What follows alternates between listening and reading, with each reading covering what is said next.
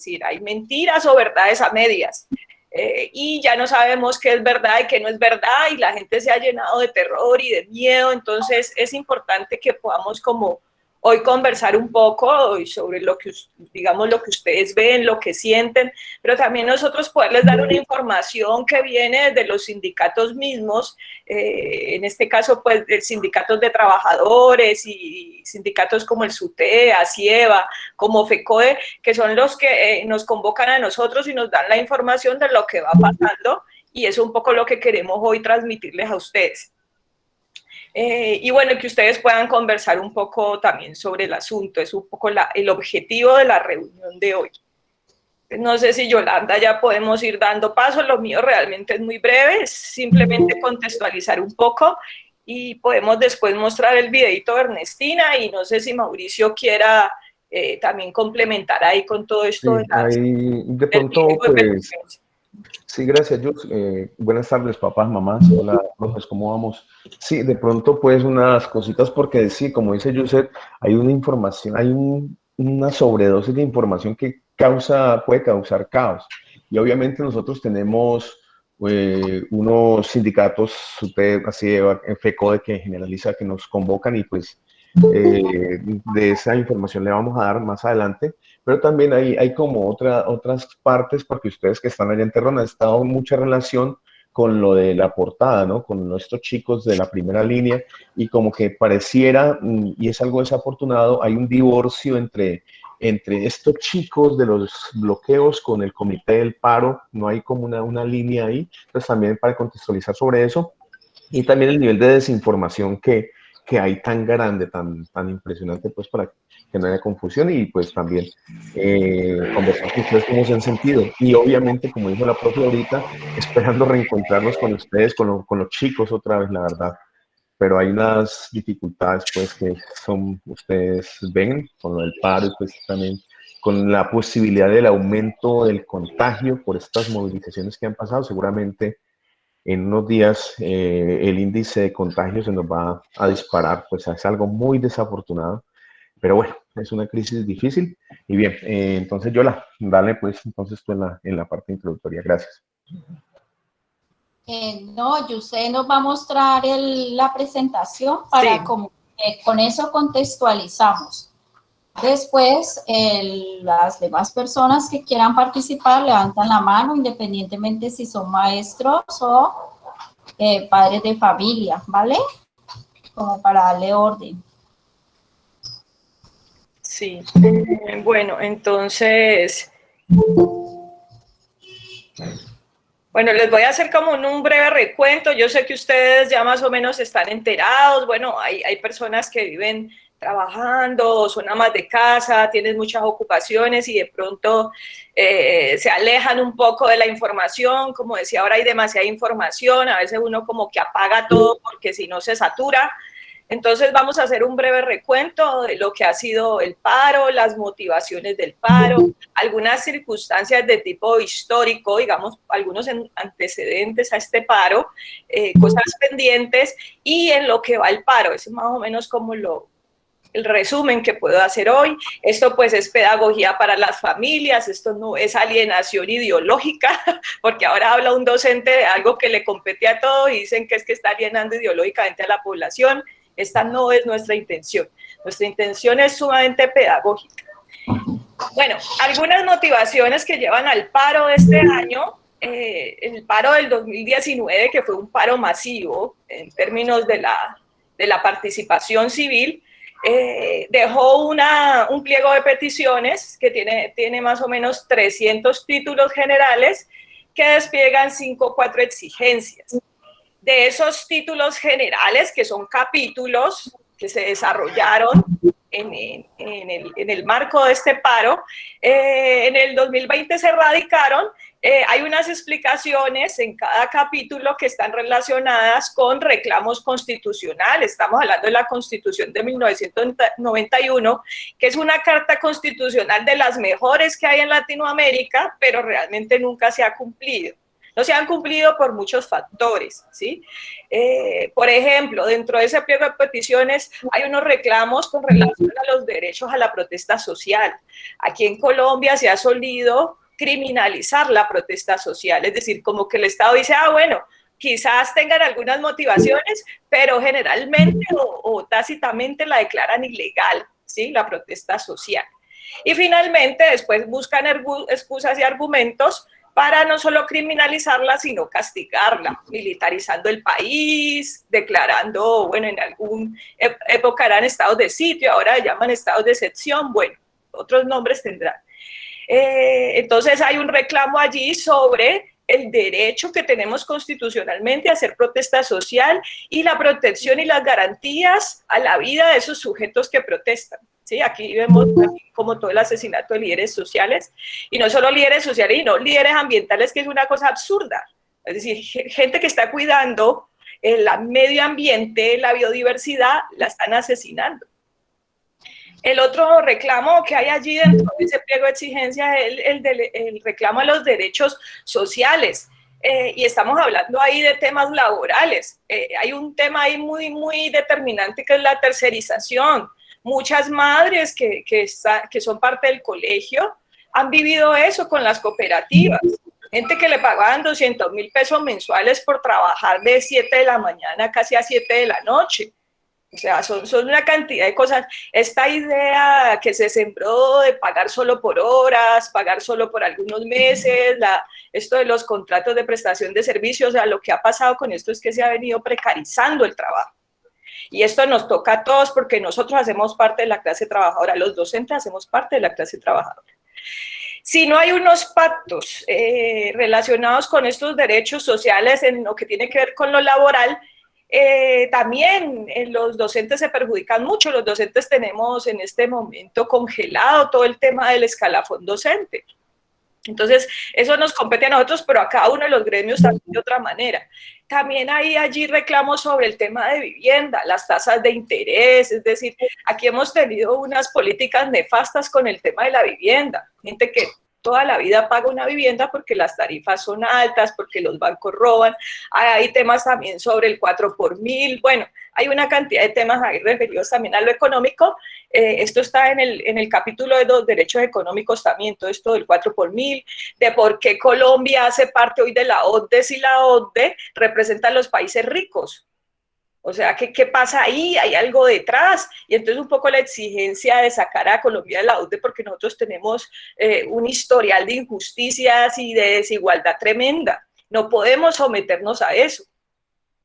Hay otro tema que tiene que ver con la reactivación del cumplimiento de lo pactado con las comunidades. Lo mismo que pasó con el paro del 2019, que se firman unos acuerdos, esos 13 títulos que acabo de nombrar, ha pasado con muchas comunidades. O sea, hay muchas cosas que no se han cumplido con relación a comunidades como las universitarias. El ASCUN, que es como el representante de las comunidades universitarias, ha mencionado en las distintas conferencias que ha dado cómo les han incumplido con temas universitarios y cómo se ha ido privatizando también el tema de la universidad. Los indígenas llevan décadas, años, no, casi siglos, digo yo, yo creo que desde los 5 siglos de existencia, ya como, digamos, como sociedad en Latinoamérica y como Colombia y todo eso, lleva mucho tiempo, un tiempo que no podemos determinar, haciendo reclamaciones y nunca se le cumple. FECODE, que es como nuestra gran organización que nos protege a los docentes de todo el país, también lleva décadas haciendo reclamaciones desde su existencia. Nunca se le cumplen. Madres comunitarias, acuerdos de paz. Aquí ha habido mucho acuerdo de paz. Es decir, si nos ponemos a hacer la historia, todos los acuerdos de paz han sido incumplidos. Y no solo eso, sino que matan a las personas que les han dado amnistía. Asesinan a las personas que deciden reinsertarse a la sociedad. Esto es histórico, o sea, son las mismas estrategias. Entonces, estos reclamos constitucionales estaban en ese pliego de peticiones del 2019 y en este paro vuelven a ser motivación porque no se cumplieron, ¿sí?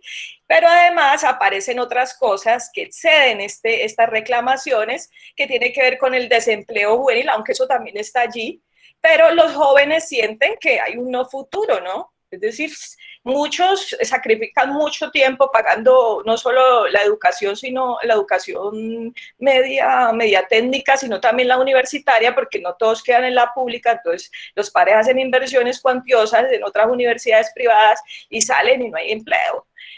Hay una motivación también de los transportadores. A los transportadores le hicieron lo mismo que a los campesinos en algún tiempo.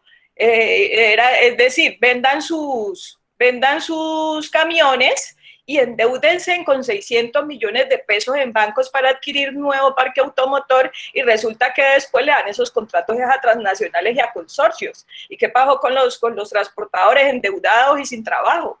Eso es otra de las cosas que se ha reclamado, y lo mismo hicieron con los campesinos en algún tiempo, ¿no? Endéudense con bancos, adquieran maquinaria, ¿cierto? Pero cuando había pérdidas de cultivos y todo, ustedes asumen todo y quedaban con deudas cuantiosas en banco. Algunos tenían que vender sus tierras y bueno, también la violencia hizo que se fuera. Entonces, hay unas cosas muy nefastas allí.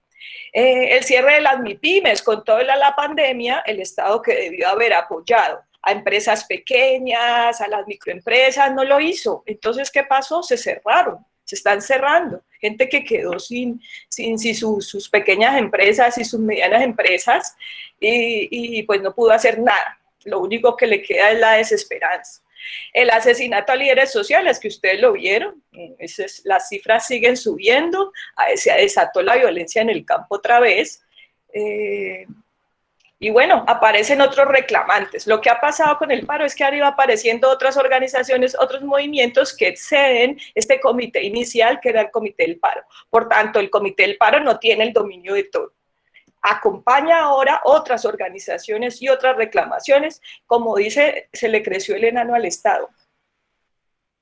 Bueno, hay unos antecedentes históricos que me gustaría que ustedes pensaran, porque esto que se está reclamando aquí, como lo decía ahora, no se reclama solo en este paro ni en el 2019. Lo que nosotros hemos visto en la historia es, primero, que los gobiernos de turno no cumplen con los acuerdos pactados con las comunidades, ¿sí? Y recuerden que la comunidad o el pueblo es el que le delega la soberanía al Estado.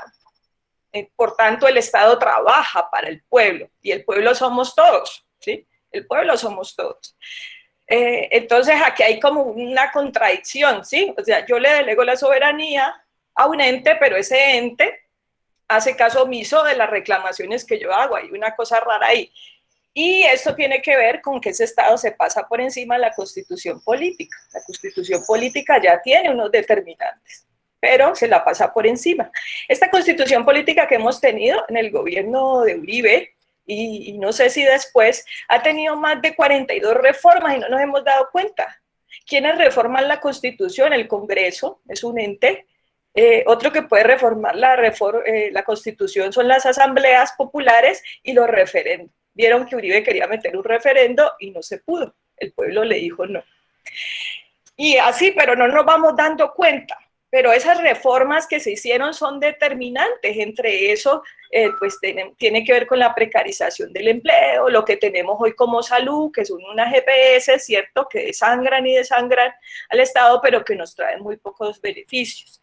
Hay otro tema aquí que son las excepciones a grandes empresas. Esto lo vemos desde la masacre de las bananeras, ¿sí?, y la compañía de bananos. ¿Sí? Empresas multinacionales que, digamos, tienen grandes capitales, vienen y casi que absorben todo lo de este Estado y se van y no pagan y no asumen las responsabilidades de las consecuencias que traen, no solamente en términos económicos, sino también en términos ambientales. Las consecuencias que la paga, pues las pagamos todos, todo lo que es el pueblo la paga. Una de esas consecuencias es tener una deuda tan grande y no tener hoy cómo pagarla, ¿sí? El problema de la necesidad de la reforma tributaria es que se gastaron la plata y no hay ahora cómo recogerla, ¿sí? ¿Por qué? Por las exenciones a las grandes empresas, uno de los grandes motivos. Otro son la inmunidad para los altos funcionarios del Estado. O sea, aquí vemos corrupción a la lata, vemos impunidad, unos altos funcionarios que cometen crímenes de todo tipo y no pasa nada con ellos. La gente está cansada de eso. Este escenario pues es propicio para que siga la corrupción y la impunidad y hace perder confianza en el Estado. Y vemos también cómo esa debilidad del Estado por castigar incluso los crímenes que hay dentro de ese equipo del Estado, hace que la gente ya no crea en la justicia y que quiera incluso tomarse la justicia por sus propias manos. Está otro tema que es un tema histórico para nosotros, que son las políticas del terror. Si ustedes recuerdan el asesinato a los que han hecho amnistía, las guerrillas, M-19, FARC, bueno, otros grupos, este terror que se llama paramilitarismo, que se llama narcoterrorismo, todo este terror ha impedido de alguna manera que también se cumplan los derechos y digamos, se ejerza la Constitución. Y esta política del terror ataca mucho el sindicalismo, ataca mucho los movimientos civiles que quieren proteger sus territorios. Bueno, a eso le llaman la mano negra porque nunca aparece un culpable, siempre se asocia a paramilitares, pero ¿quiénes están detrás de los paramilitares? Se asocia al narcotráfico, pero es que el narcotráfico está en todas partes. El narcotráfico financia campañas, el narcotráfico está con la guerrilla, o sea, el narcotráfico es como un ente sin cara que está en todas partes. El microtráfico ahora, las guerrillas, la delincuencia callejera, es decir, hay una serie de sucesos que pasan históricamente aquí que generan un terror tan grande en la gente que le hace que ya no reclame, es un acallamiento histórico. Nosotros somos una sociedad del miedo, nos da miedo salir hasta a marchar y hay que empezar a desestructurar eso. Y está otro tema que son las políticas externas, o sea, nosotros con Estados Unidos y otros entes, estamos como muy determinados, estamos muy dependientes a políticas externas y no nos damos cuenta. Estas políticas promueven el libre mercado en contra de cualquier desarrollo del país, sea geográfico, sea local, sea cultural. O sea, son las políticas externas determinando las cosas internas del país. Y por eso es que la producción interna tiene problemas hoy. O sea, se están importando cantidad de alimentos que aquí se producen. ¿Sí? En temas culturales, pues ni decir, en temas de la ciencia ni decir, ¿sí? Y estas políticas benefician a consorcios y transnacionales, pero no a nosotros, o sea, internamente la pobreza sigue y se incrementa. Este es un problema histórico. Bueno, hay ya consecuencias del paro, lo que ha sido el paro, lo que ha venido siendo desde el 28. Uno es que hubo un levantamiento popular, esto también es histórico, o sea, yo creo que después del 48 y el asesinato de Gaitán no ha habido levantamiento popular como el que hay hoy. Y este levantamiento popular está por encima de las proyecciones de los sindicatos, lo que decía Mauricio ahora. Los sindicatos no se imaginaron que esto iba a suceder, ¿sí? Y menos que el Valle del Cauca iba a ser protagonista de eso, en particular Cali. Y Cali ha alentado a otras ciudades, o sea, lo que ha pasado es que otras ciudades se han ido sumando. Otra cosa bastante curiosa es que la juventud fuera protagonista, ¿sí? Que lo que se dice es que los jóvenes hoy no se quieren meter con la política, que los jóvenes hoy son acríticos, que los jóvenes, pues resulta que los jóvenes se pusieron la camiseta. Ahora, habría que preguntarse cuáles argumentos hay allí en esos jóvenes. Ellos están resistiendo, pero ¿resistiendo a qué? Entonces yo pienso que también hay que ayudarles a construir esos argumentos. Y a lo mejor los tienen, pero hay muchos jóvenes que uno los escucha y como que no saben que hay que marchar, pero bueno, ¿cuáles son los argumentos históricos, los argumentos políticos? Hay que llenarse de argumentos porque hay argumentos, hay muchos. Y bueno, esta juventud protagonista la vemos no solo en las marchas, sino en las concentraciones que hay, desde el 28 hasta acá, hay concentración en toda parte, tienden más bien a aumentar que a disminuir. Otra consecuencia de esto fue el estado de excepción, que el Estado declare estado de excepción, genera de alguna manera pues la represión brutal de la policía y el ESMAD, que esto también es histórico, y pues es la consecuencia de militarizar el país, ¿no? Es decir, un Estado que se siente débil de conversar con su pueblo, ¿qué hace? Militariza el país. Y esto pues ha generado también una serie de violaciones a derechos humanos que llevan ya más de 47 muertos, porque esta cifra fue del 11 de mayo, 47 muertos, 168 desaparecidos, agresiones sexuales y torturas de la policía y del ESMAD a mujeres, y bueno, torturas en los CAI. Y también de parte del Estado, pues la concentración de poderes. Acuérdense que nosotros tenemos una división de poderes que es lo que permite la democracia, ¿sí? Y lo que pasa con este tipo de gobiernos que no dialogan es que trata de concentrar los poderes y hacer ahí de las suyas. Ahí estamos hablando de estados antidemocráticos, porque deben dejar que cada poder haga lo suyo. Bueno, y otra de las circunstancias es el cese de actividades en muchos sectores, ¿sí? Y esto pues produce cierre de vías, hay problemas de movilidad, de desabastecimiento de comida, de gasolina. Bueno, si hay cierre de vías, pues esto es lo que ocurre. Pérdida de ganancia en algunos sectores económicos, ¿sí? Y un oportunismo de grupos delincuenciales, es decir, lo que pasó con el paro es que se desenmascaran todos los problemas de Colombia. El paro no los produce, los desenmascara. Aquí ha habido delincuencia callejera hace rato, aquí hay microtráfico hace rato, narcotráfico hace rato, paramilitarismo hace rato, y una cosa que es muy tenaz y es un paramilitarismo cultural, que es lo que pasa con una gente que se arma a atacar a la minga indígena, ¿sí? Porque les parece que están haciendo una bobada o que esto les implica pues pérdida de algo. Bueno, aquí tenemos esta idea del silenciamiento al otro con la violencia. Esto es una cosa también histórica. ¿Y en qué vamos? Pues vamos hay un pliego de emergencia. Fíjense que yo ahora les hablé de un pliego larguísimo que tiene la Comité del Paro, pero que por las circunstancias se hace un pliego de emergencia que pretende, primero, pues que se democratice la vacuna. Hay temas de salud ahí, ¿no? O sea, ¿por qué las EPS tienen que tener el control sobre eso si en otros países cualquier persona, el vendedor de empanada, el que va por la calle puede ir a cualquier lugar y vacunarse? ¿Por qué eso lo tienen que tener hoy las EPS? El retiro de la reforma ¿no? En este caso, pues, la tributaria y la de la ley 10, que era la de la salud, 010. La renta básica, hay gente que está muriendo de hambre, es cierto que en toda la pandemia tuvo muchas dificultades, entonces lo que se está pidiendo es que haya una renta básica, siquiera por 6 meses de un salario mínimo, es lo que se está exigiendo. Hay temas sobre la mujer y la diversidad. Aquí pues tenemos cantidad de problemas producidos precisamente por el machismo, que es otro problema cultural que tenemos. Y ahí hay temas relacionados con esto, también con la justicia laboral para la mujer, temas de la diversidad de género, sexual, pendientes, el derogamiento de decretos, uno tiene que ver con que haya una matrícula cero, que los estudiantes universitarios no tengan que pagar un peso por estudiar. Y la bioseguridad para la escuela, o sea, dentro de los otros temas que tiene que ver con la alternancia, es que en este momento no tenemos condiciones para volver al aula. Sin embargo, ha habido presión para eso, pero ya en la SUSI encontramos jóvenes, gente muy joven con problemas de COVID. Quiere decir que lo que nos decían al principio que a los jóvenes no les pasaba, pues sí que les pasa. Están en este momento con casos de jóvenes con COVID, muy graves pues en las UCIs.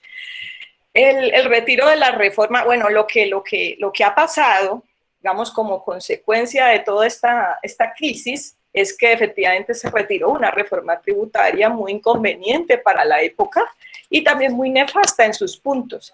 Se retiró también la reforma de la salud, renuncian funcionarios de Estado, ¿sí? El ministro, la canciller, renunció el director de la policía, hay otros funcionarios en Cali que renunciaron, y se supone que se está pensando ahora en la programación de una mesa de diálogo. Yo lo pongo en términos de pregunta porque ha sido muy difícil dialogar con este Estado. Los movimientos sociales no han podido, no los han escuchado. Y se suman otras concentraciones y manifestaciones en otras ciudades. Lo que ha pasado es que el paro ha ido creciendo, ¿no? Gente en otros municipios que no se había enterado, o en otras ciudades, y ya está, digamos, también se puso la camiseta. Es decir, que el paro sigue de forma indefinida. Y finalmente, pues, un interés y una conmoción internacional por la violación de los derechos humanos en Colombia. Esto ha generado también solidaridades de otros sindicatos internacionales, digamos, de otros países que han puesto la mirada acá. Y el gobierno no ha dejado ingresar a la Comisión Interamericana de Derechos Humanos para ver qué es lo que está pasando. porque tampoco se puede meter a la brava, porque sería violación de la soberanía. Entonces tiene que también negociar eso. En eso va el paro. ¿Cuáles son las reflexiones personales ya de Yusef? Esto no a nombre de ni mi sindicato ni de mi grupo de compañeros. Yo qué quiero decir con esta presentación. Hay gente que está muy angustiada por los bloqueos, porque dejó de trabajar, porque no puede llevar un plato a la casa de comida. Pero yo les digo esto, hay cosas que están bloqueadas en Colombia hace décadas, ¿sí? Hay gente que vive sin comer, hay gente que vive sin poder laboral. Es decir, hay cosas bloqueadas. Para desbloquear esto, a veces uno tiene que bloquear también, o sea, hay que parar, porque es una reivindicación a nuestra pasividad. Nosotros también somos culpables de los gobiernos que tenemos, por la criticidad, por la falta de conciencia política, porque nuestro voto lo vendemos por una lechona, ustedes lo saben, hablo pues a título general. Porque no vamos a votar, porque preferimos vernos el partido, porque las votaciones de los miembros del Congreso son las que menos nos interesan, pensamos que el presidente lo define todo. Entonces, bueno, tenemos, digamos, una culpa, entonces para reivindicarnos de esa pasividad hay que bloquear, hay que parar. Como pueblo, con esta historia de infame, injusticia y corrupción de la que está plagada Colombia, hay que parar. Y bueno, y también hay otra idea aquí, es que nosotros somos muy individualistas, es decir, sálvese quien pueda. Yo pienso que no debemos seguir pensando así. Hay que pensar como país, porque el individualismo es el que nos tiene a todos así. Hay que, digamos, trasladarnos de esta ética individualista a una ética más colectiva, porque es la única que nos permite transformar. Y esta ética es la ética del bien común. Solo es muy difícil reclamar derechos que con la lucha se han ganado. Aquí lo que ha pasado es que se han ganado muchos derechos, pero hay muchas imposibilidades de ejercerlos. Pero cuando somos colectivos, fuertes y unidos, podemos hacer esa reclamación. Esto ya es como mi reflexión final. Muchas gracias. Profesor, una pregunta. Dale, profe, dale, papá, dale. Buenas tardes. Profe, ¿usted me podría explicar qué de cierto hay de que si el paro dura un mes, se puede modificar la Constitución Nacional? No, la Constitución Nacional se modifica, como le decía, por 3 vías. Una, la del Congreso. O sea, el Congreso tiene muchas determinaciones para modificar y ya lo han hecho. Como les decía, hay 42 reformas ya hechas a esta Constitución, con artículos y decretos nefastos para nosotros. Y no nos dimos cuenta de eso, pero eso pasó. El otro es la Asamblea Popular. Bueno, de alguna manera un paro tiene que ver con la Asamblea Popular, pero hay unos mecanismos ahí que habría que definir. De pronto Mauricio ahora nos aclara eso. Y el otro es el referéndum. O sea, esas 3 vías son las que nos permiten hacer una modificación de la Constitución, pero el tema de la Constitución es que la Constitución que tenemos es muy bonita, el tema es que no se ha podido cumplir, ese es el gran tema allí. Sí, claro. Y con relación, por ejemplo, es que hay muchas ideas también raras, hay gente que cree que con esto el Congreso se acaba o se reduce, y resulta que no, porque el Congreso es el que tiene que votar por eso, y el Congreso no va a votar por eliminarse el mismo. Es decir, hay cosas que son como lógicas allí, ¿no? Hay que ver los mecanismos. Yo lo que siento es que nosotros tenemos mucho desconocimiento de la Constitución. Ese debería ser uno de los cursos de la escuela. O sea, que nadie se vaya de la escuela sin conocer la Constitución, porque es ahí donde están los derechos que hay que reclamar. Si no los conocemos es muy difícil. Yo tenía entendido, por ejemplo, que si un presidente promete cosas como este que nos pasó, ¿cierto? Prometió cantidad de cosas y ninguna las cumplió, pues ese presidente debe renunciar. Eso es lo que dicen por ahí, pero habría que ver cuáles son los mecanismos. Desconocemos todo eso. Bueno, te dejo la palabra, Mauricio.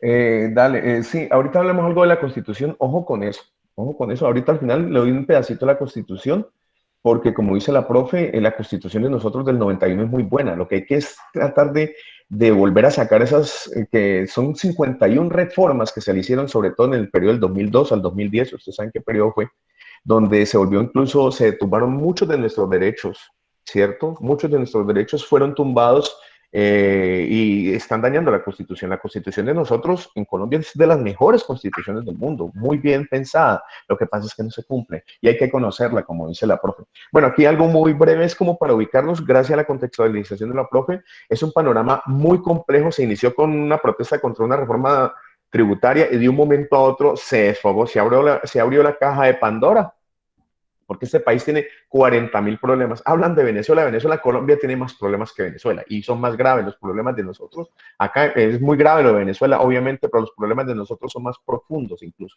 porque son problemas ya incluso de sociedad muy fuertes y con muchos elementos ahí. Bueno, vamos a tratar de contextualizar un poco, complementar un poco en la profe, hablando porque el paro se da por una iniciativa pues inicial contra la reforma tributaria. Hace 2 años, en el 2019, una cosa que nadie protestó en su momento, se protestó muy aisladamente, el señor presidente Iván Duque hizo la primera reforma tributaria.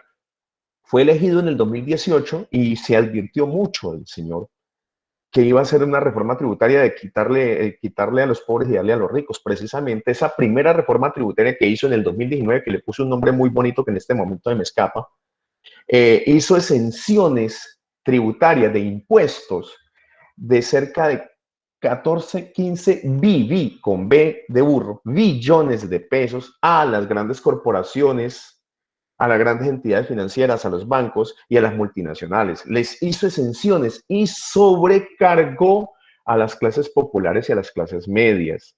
Esa fue la primera. Además de que es una pésima reforma tributaria que nos cargó más a nosotros los pobres, los de clase popular y los de clase media, viene en el 2020, viene la pandemia. La pandemia, pues, obviamente disminuye la carga tributaria, el pago de impuestos en el país, porque la economía se paró, se frenó, el crecimiento económico. Entonces, de esos 14, 15 billones que dejamos de percibir en Colombia, porque el señor Duque en su primera reforma tributaria con este señor Carrasquilla, hicieron exenciones de 15 billones a estas corporaciones, a las entidades financieras y a las multinacionales, el hueco fiscal se amplió. En este momento tenemos un déficit fiscal de 32 billones de pesos, con B de burro. Entonces, tenemos un problema gravísimo. Él tenía, además del COVID, la economía está frenada, hay un poco de urgencias sociales que hay que solventar. Entonces, el gobierno se quedó con un grandísimo hueco fiscal gigantesco, además del derroche del gobierno, que es impresionante. Se han creado un poco de cargos burocráticos en este gobierno de este señor Duque, de una cosa terrible. Además, pues el tipo salió casi un año en televisión, 1 hora diaria, y eso costó casi 5.000 millones de pesos. De nosotros ver a Duque de 6 a 7 de la noche y un poco de mal gasto del gobierno, ¿cierto? Además de comprar muchos artículos y muchas armas, incluso para el SMAT, 14.000 millones de pesos en armas para el SMAT en este trayecto, ¿cierto? Entonces, el hueco fiscal en Colombia es de 32 billones de pesos, es una monstruosidad. ¿Qué hace el señor? ¿Qué hace el señor para tratar de llenar ese hueco? Va y le pide un préstamo al Fondo Monetario Internacional, FMI. El Fondo Monetario Internacional es una entidad, profundice más en esto porque el Fondo Monetario Internacional por ahí dice que son los traficantes de la pobreza. Es digamos, una organización a nivel mundial junto con el Banco Mundial, que son los que manejan los recursos a nivel mundial y es dirigido por los 6, 7 países más poderosos del mundo, ¿cierto? ¿Sí o no? Entonces, el Fondo Monetario Internacional dice, le presto la plata al gobierno colombiano, al gobierno de Duque, pero usted tiene que hacer 3 cosas. 1, reforma tributaria. 2, reforma a la salud. Y 3, reforma al Código Laboral. Eso le planteó el Fondo Monetario Internacional para prestarle la plata. Ese hueco fiscal que dejó su mal gobierno y su primera reforma tributaria del 2019. 32 billones de pesos. Es una monstruosidad. Entonces, ¿qué hay que hacer? Primero, reforma tributaria. Nos muestra esa reforma tributaria que acaba, pues la tumbaron, con el proceso del paro se cayó, pero que era una monstruosidad donde incluso le ponía el 19% del IVA a todo, hasta el agua, ¿cierto? Claro que él conservaba sus privilegios. A los grandes grupos económicos de Colombia no les clavaba el IVA. Por ejemplo, aquí hay un gran grupo económico que siempre ha sido sustento de él, que es los dueños del azúcar, de las bebidas azucaradas. Ustedes saben quién, el señor Ardila Lule, que es el dueño de los ingenios azucareros, de Postobón y de todo, de RCN, a propósito. Entonces, a las bebidas azucaradas no les puso impuesto, entonces a las entidades financieras también les sigue, que son los dueños de las entidades financieras, el señor Carlos Sarmiento Angulo, el hombre más rico de Colombia, tampoco le puso impuestos, pero sí nos llenó impuestos a las clases medias y a las clases populares. Le puso el 19% a todo. Puso esa reforma tributaria, la gente se desfogó, se enojó, se emberracó y salió a las calles a protestar el 28 de abril. Lo que pasa, como dijo la profe ahorita, hay tantos problemas atrás y la problemática de Colombia es tan compleja y hay tantos enredos y hay tantos vericuetos y es tan difícil a veces de entender, ¿cierto? Que por ahí salió todo.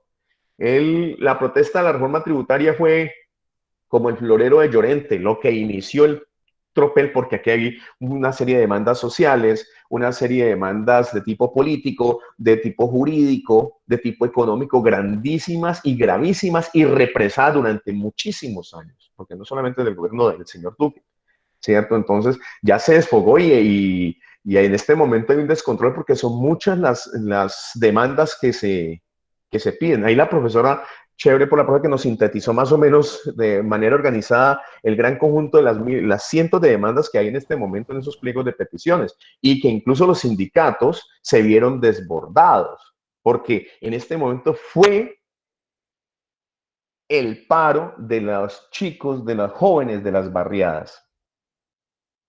Pero a algo así, tratando también de pronto responder un poco a la profe, de pronto no tienen bien los argumentos bien, digamos, estructurados como nos gustaría a nosotros escucharlos, pero sí hay de pronto en los chicos de acá del distrito de Agua Blanca, en los chicos de Siloé, en los chicos de Terrón, que son los chicos como que han crecido con estas negaciones, con estos por niveles de marginalidad, hay unas demandas que tienen que organizarlas, obviamente, ¿cierto? Pero hay unas desesperanzas, hay un sentimiento de abandono total por parte del Estado y de la sociedad, hay una especie de sensación de no futuro porque la mayoría de estos chicos o no tienen estudio o no trabajan o no hay nada que hacer porque no hay oportunidades para ellos, entonces hay una especie de desespero y también hasta a veces, pues, a veces uno como que ese desespero lo lleva a esa irracionalidad de enfrentarse contra esta gente del ESMAD, que es gente terrible. Esta gente del ESMAD ha hecho unas cosas horrorosas, disparan, la policía dispara, es una cosa loca, ¿cierto? Entonces, a veces uno como que le entra esa angustia, pues, porque los muchachos están a veces muy en ese lado.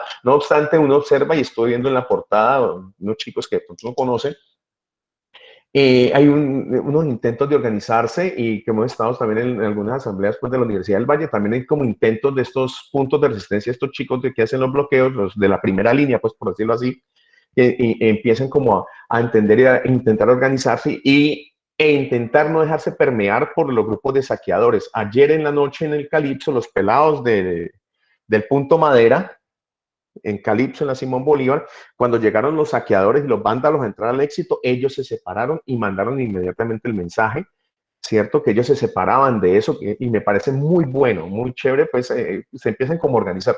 Eso para eso, como haber tenido el contacto con la gente de la minga indígena les ayudó mucho a estos chicos como empezar a tener elementos de organización, ¿cierto? Yo vi varias charlas entre estos chicos y algunos miembros de la minga indígena, entonces eso como que es bueno que aprendan en estos sentimientos de organización. Bueno, volviendo acá, entonces, mira, teníamos una reforma tributaria que se tumbó. Ayer se cayó la reforma a la salud. Comparten algunos grupos de las mamás y de los papás. Una señora que me parece estupenda, se llama Carolina Corcho. Ella analiza mucho la problemática de la salud en Colombia. Véanse el video, lo compartí en los grupos de padres, en el grupo de profes, lo he compartido. Véanse ese video, es espectacular, como ella explica muy bien cómo este sistema de salud en Colombia se financia con dinero público, con los aportes de nosotros, ¿cierto? De nuestros trabajos, pero lo administran entidades financieras y grupos privados, o sea, mano privada que recibe las ganancias y los réditos de ese proceso. O sea, chistosísimo. O sea, nosotros sostenemos con dineros públicos y con nuestros aportes este sistema de salud. No obstante, quienes tienen los réditos, es una cosa absurda, yo no sé por qué no habíamos hecho un tropel antes por eso, son entidades financieras, los bancos y gente de los grandes grupos económicos, entre ellos pues los mismos que ya sabemos, Sarmiento Angulo, Attila Lule, toda esta gente, los grandes ricos del país. Entonces, y para que el gobierno gobierna para ellos, a favor de, es una plutocracia, un gobierno para los ricos, para favorecerlos a ellos. Bueno, a menos mal lo del código laboral no alcanzo a entrar y no creo que el código laboral en este momento lo vayan a meter, no son tan, bueno, como tan descerebrados como para mandar eso. Entonces se tumbó la reforma tributaria, se tumbó la reforma a la salud, la cual la iban a conectar con grupos de multinacionales, entonces se tumbó eso y hay que tumbar también incluso la ley 100, porque esa es la ley 100 lo que permite esa cuestión de la salud y el código laboral, esta reforma a lo laboral no va a entrar pues hasta el momento, entre comillas. Tenemos que estar atentos. Ha habido mucho desorden en la protesta, hay una desconexión entre los jóvenes de los bloqueos, los jóvenes de primera línea, los que están llevando el paro, los que están sosteniendo el paro y los que están poniendo a los muertos porque le están dando bala. Y el comité de paro. Creo que hay unos intentos, no sé, ASIEBA, estoy hablando con los de ASIEBA en estos días, hay unos intentos de conectarse con los de Puerto Resistencia, con los de Puerto Madera, en Calipso, con los de Siloé, y empezar a establecer como un diálogo, porque sí, como dice la profe, a veces no hay claridad en los argumentos, aunque sí hay unas necesidades propias de ellos, hay un desespero en sus protestas, pero ellos, como les dije, se están comenzando a organizar. Eso es un proceso de todas maneras. La cuestión de los bloqueos es molesta, yo sé. Es una cuestión que nos altera, que altera la dinámica de la ciudad, todo, pero a veces en este gobierno tan antidemocrático, es como la única forma de hacerse llamar la atención.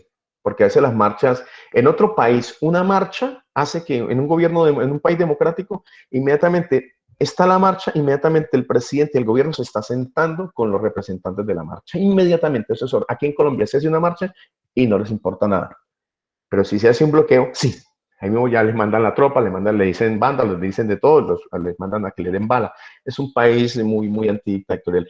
Comentaba con el profe Uber ayer, que estábamos en la marcha, que había un ejemplo chistosísimo en Venecia. La gente de Venecia, Italia, que es una ciudad muy linda, con canales, entran los barcos y los grandes transatlánticos y dañaban la ciudad. La gente hizo un meeting, hizo un bloqueó la entrada de los grandes barcos grandotes transatlánticos a Venecia y no dejó entrar transatlánticos, y en una semana el Parlamento italiano tumbó eso y prohibió totalmente la entrada de los transatlánticos. Y llegó la policía y habló con la gente que estaba bloqueando y le dieron que no se iban a quitar y la policía se retiró y no pasó nada.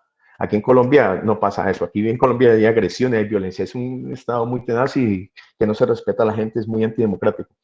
Y con la constituyente quiero, pues la verdad, ojo, no sé, no es cuestión ideológica, ¿no? La verdad que dijo la profe que sucede. Hay gente que se está desmarcando, gente incluso misma del grupo de este señor Duque que se está desmarcando, ¿no? De él, y que es gente del Centro Democrático, y mucha de esta gente está pidiendo, muchos de ellos están pidiendo una nueva constituyente, una nueva constitución. No, defendamos nuestra constitución, hay que leerla. Es muy buena, es excelente esa constitución de 1991 que no se aplica. Y arriesgarnos nosotros a una nueva constituyente es peligroso porque pues no sabemos, o sea, qué irá a producirse. Creo que si nosotros hacemos respetar la Constitución del 91, la leemos, la conocemos, seguramente quedaremos totalmente satisfechos. Sacamos como ese ejercicio. Hay una manera de hacer transformación y es realmente votar a conciencia. Es decir, nosotros podemos transformar un modo de ser del Congreso cuando nosotros seamos conscientes de la importancia de esas votaciones.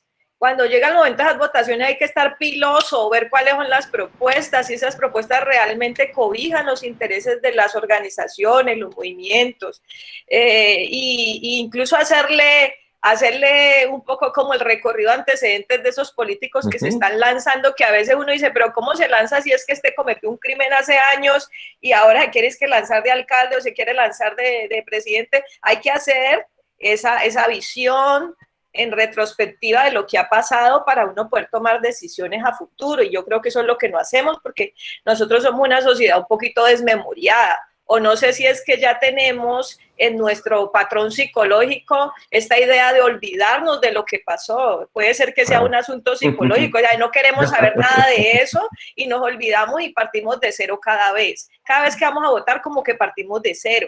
Ya nos había pasado con Uribe y nos vuelve a pasar con este. Entonces, como que nos olvidamos de las cosas. Hay que estar enterado, pero informarse no es llenarse de información a cantidades, sino ir a fuentes, leer, contrastar qué tanto es cierto hay aquí, qué tanto es cierto hay aquí, porque a veces nos conformamos solo con uno o dos medios de comunicación que están muy controlados por los poderes hegemónicos.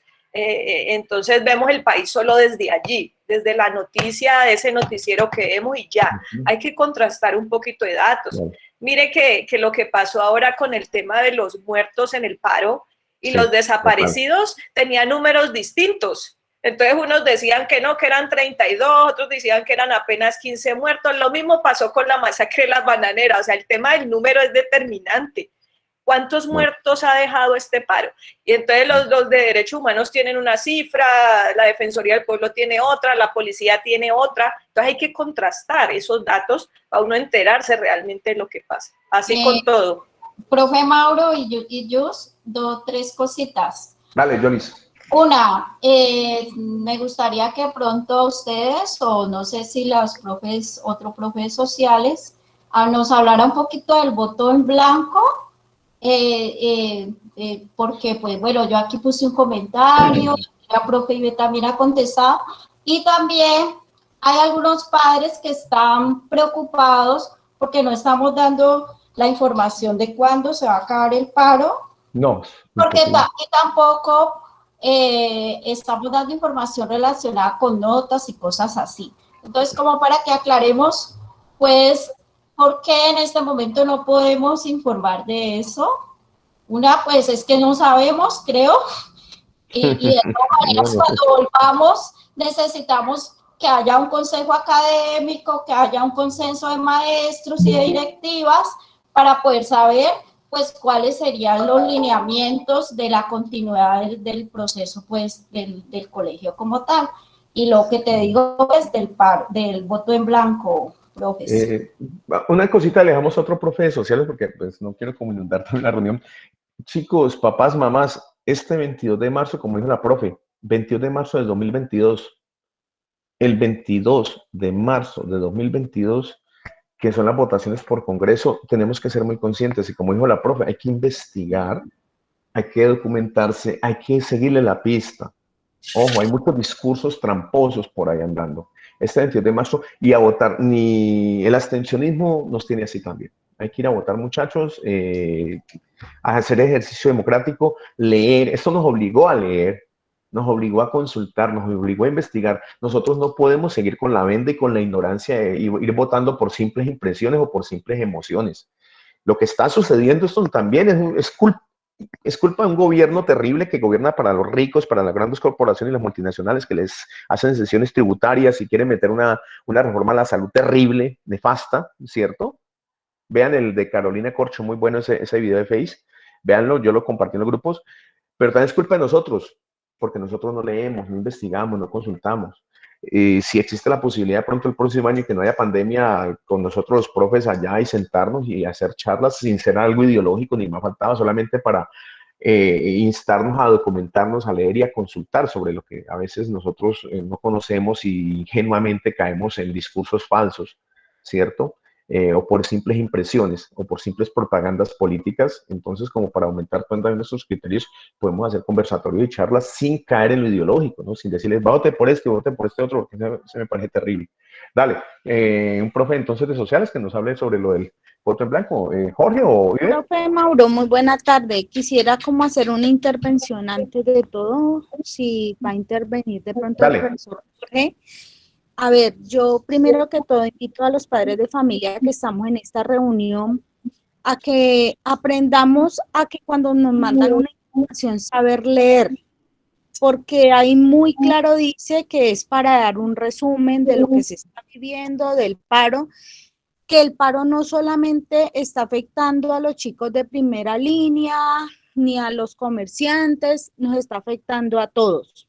Es una problemática que es para todos, porque hasta estoy por segura que más adelante nos van a decir cuándo va a llegar el PAE, ¿sí? Sin tener en cuenta y estar conscientes de lo que estamos viviendo.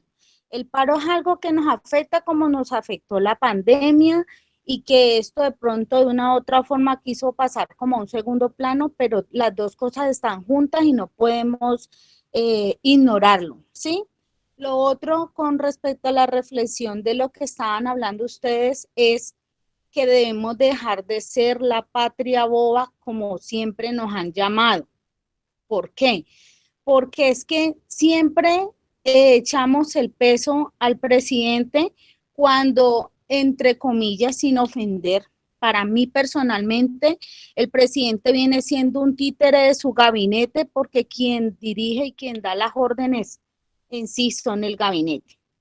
Que en algunas ocasiones el presidente sí tiene que dar su decisión, ¿sí?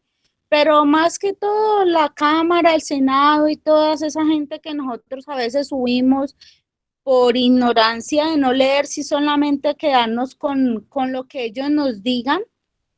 Entonces hay que comenzar a despertar y apoyar a los chicos que ahora ellos están despertando, ya no quieren pertenecer más a esta patria boba que siempre nos han tenido arrodillados, e incluso a nuestros padres, porque desde ellos vienen que siempre han estado arrodillados a lo que el gobierno ha querido hacer con el pueblo, ¿no?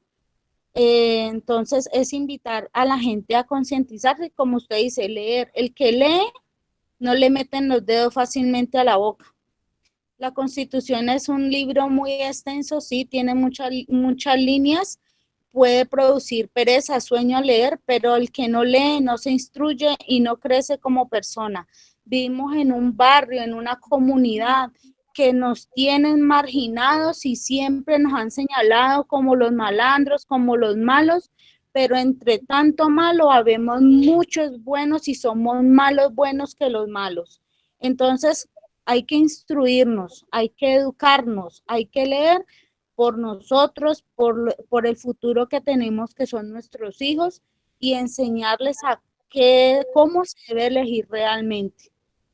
Sí, gracias, mamá. Gracias por tu aporte. Sí, vea, gracias a los muchachos, bueno, con todas las contradicciones que ya ver, pero gracias a este paro y los muchachos que han sostenido un paro fuerte, fuerte. Nosotros los cuchitos hemos marchado y los otros colectivos, pero estos muchachos han sostenido este paro en el tiempo, con lo que implica estos chicos y con los peligros y todas esas cosas, porque saben que balas le han dado bala, incluso todas esas cosas.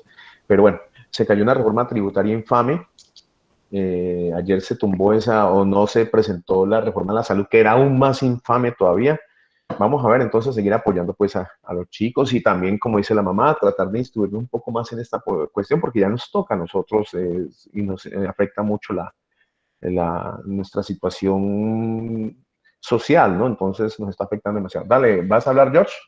Y Carmen también tiene la mano levantada. Buenas tardes. Sí, pero, hola, perdóname. Yo quisiera que me regalaran unos segundos al final. Al final, yo me estoy instruyendo así como los padres, creo, y los chicos que están acá presentes. Les agradezco mucho el espacio, pero sí al final. Muchas gracias. Gracias, profesora Carmen. Buenas tardes a todos y todas, particularmente a la comunidad educativa representada en los padres, los maestros, que hoy nos ha tocado convocarlos para hacer una conversa, un diálogo muy sesudo, muy analítico, muy reflexivo, en torno a un punto de quiebre de la historia de nuestro país, a partir de esta movilización constante, persistente, donde la multiplicidad de problemáticas que atraviesa una sociedad es así. La sociedad es una construcción humana, por lo tanto es un escenario propicio para que las situaciones que se presentan pues sean discutidos, analizados, reflexionados, y procurando siempre el bien para todos. El bien para todos significa que toda persona vea beneficiada esa enorme discusión que se realiza. Ya se ha tocado por los participantes, particularmente los maestros que estamos pues con esa tarea de generar esa claridad de esta multiplicidad de problemáticas de una sociedad como la colombiana, una sociedad que atraviesa problemas desde su origen. Todas las sociedades los tienen de una manera o de otra. En el caso de Colombia pareciera que su cúmulo o su acumulado de problemáticas sin soluciones pues la lleva a mostrarse en este escenario donde todos somos participantes, no solamente nuestros jóvenes, bienvenidos, pero también he visto niños muy pequeños, he visto también ancianos. En general hemos visto a todas las personas que componen una sociedad participando activamente de este proceso, incluso los poderosos de este país también han participado, lo hemos visto, porque eso es así. En una sociedad todo el mundo tiene derecho a proponer y discutir sus planteamientos. Obviamente habría que revisar entonces sobre las condiciones que se tienen, entonces quiénes establecen unos elementos, quiénes establecen los otros, pero lo que está sucediendo en Colombia es bienvenido. Ningún demócrata, absolutamente ninguno que se considere demócrata debe estar asustado con la crisis de Colombia, debe estar asustado, eso sí, con la violencia, con la muerte, que no es algo que nos sorprenda, es la violencia política. Los políticos en Colombia son verdaderamente violentos. Esas 10 familias poderosas de Colombia son verdaderamente violentas. No es fácil trabajar con violentos, porque de una cosa estoy seguro, ni es el magisterio, ni son las comunidades, ni son los territorios, ni son las negritudes, ni son los indígenas, ni son nuestros jóvenes los que realizan violencia en Colombia. Claramente ya el velo se corrió y el que tenga, como digo yo a veces utilizo procesos un poco diferenciados para mí, el que tenga oídos para ver, que vea, y el que tenga ojos para oír, que oiga. Entonces ya se pudo ver quiénes son los violentos de este país, claramente se pudo ver, así que no son nuestros jóvenes. Que nuestros jóvenes realicen en algunas ocasiones por sus debilidades y su falta de formación, violencia entre ellos, es algo que nos ha venido acompañando. En este momento se ha suspendido un poco y esperemos que no regrese más, porque sabemos que no es por allí. Entonces esta situación es de ser sostenidos, vamos a pasar por momentos muy difíciles, todavía no se define y esas 10 familias y esos poderosos no van a ceder, no lo van a hacer y eso que nos quede claro, no lo van a hacer. Entonces nos corresponde a nosotros, a ese 90%, trabajar de manera denodada, sin reposo. Quizás no lo vea yo, quizás no lo vea el profesorado que está aquí, quizás no lo vean las personas que superen los 50, los 60 años, quizás ellos no, pero sí podríamos pensar que lo pueden ver aquellos que están en edades muy tempranas, y esas edades tempranas están en nuestras escuelas, que tenemos que mejorar, que tenemos que decir que nuestras escuelas merecen lo que merece cualquier escuela. Por ejemplo, si uno ve una escuela como la del Colegio Bolívar en Cali, yo me pregunto el por qué esa escuela tiene las condiciones que no tiene la Isaías Gamboa. No hay ninguna posibilidad de pensar que porque entonces de un lugar y es de otro. No, en eso tenemos que ser muy claros y trabajar muchísimo. Ya uno de los participantes habló de la pandemia. La pandemia ha sido un pedagogo muy fuerte, muy duro.